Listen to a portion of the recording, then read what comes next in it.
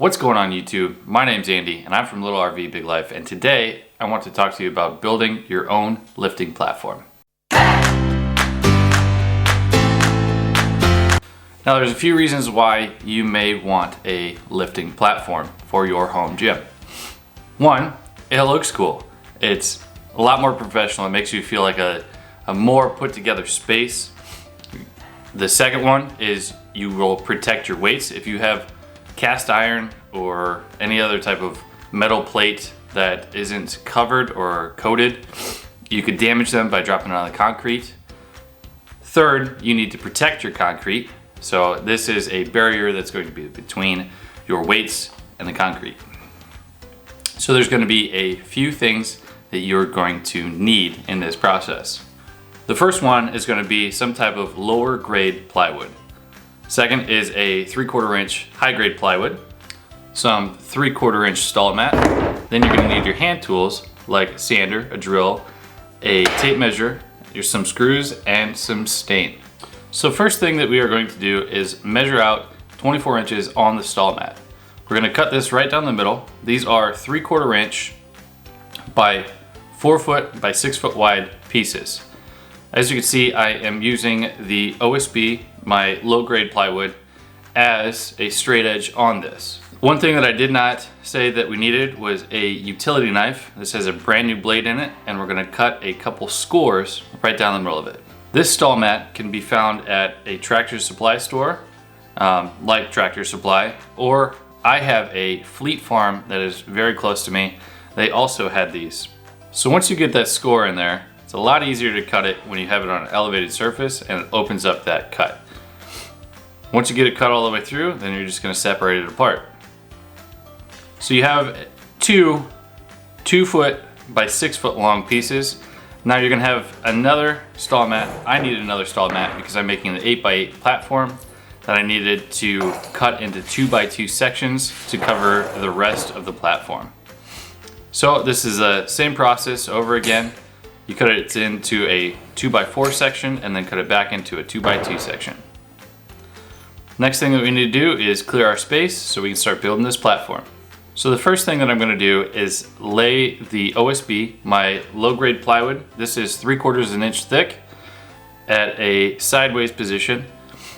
And then when we get that all lined up, I'm going to actually mark out 2 feet from one edge so that I can put my high grade plywood on there and just line it up with those marks, and you should have 2 feet on both sides. Now as you can see, when I'm moving around, it starts to twist on the other side, so I end up putting in a screw so I can just start to pivot it, and then I go and remeasure again. So when I start putting screws in, I do it about every foot, and then when I get to the seam of the OSB on the bottom, I put a screw on each one right at the edge of the OSB. Once you get your plywood all tacked down into place, then we are going to go ahead and put our stall mat in place. Now the stall mat, I like to put all the factory edges towards the plywood so you have a cleaner edge and you won't have any gaps when it comes to it. So same thing with the stall mat. I put one screw about every foot. Some people like to put washers underneath the heads of these screws. I don't think that it's necessary, but it's up to you if you wanted to do that. The screws that we are using are number 6 by 1 1/4 inch screws.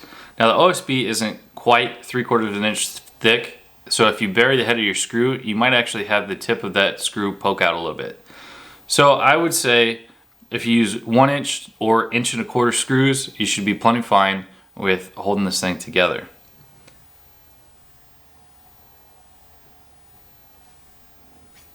So at this point, you're almost finished with the entire project.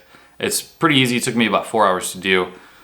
What I'm going to do next, I actually stained it off camera. I did 3 coats of an oil-based polyurethane. This is a 3/4 inch red oak plywood. So when you put the polyurethane on there, the color comes out really, really nicely.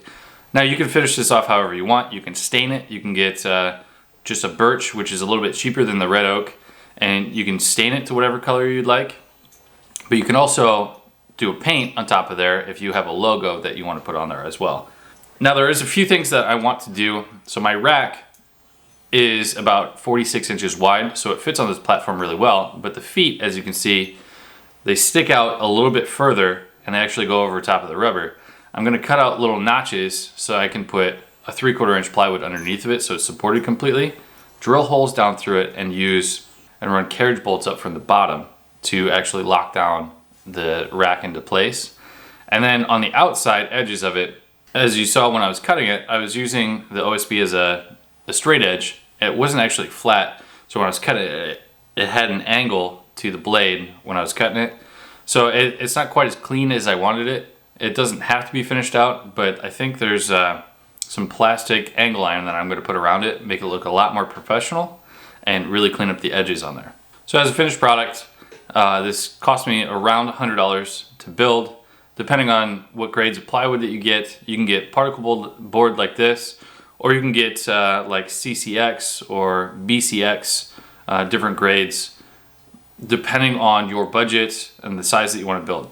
This is an 8x8, and it is very close to regulation size powerlifting.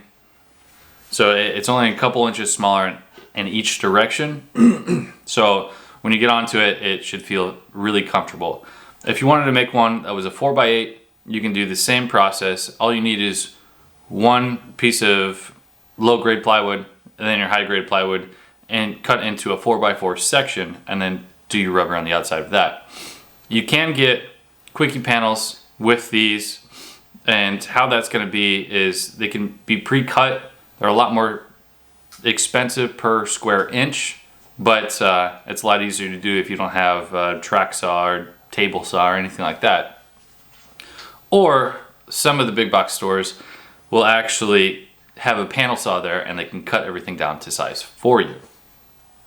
So I hope that you enjoyed this video. If you enjoyed it, hit the thumbs up. Please consider subscribing, and we will see you in the next video.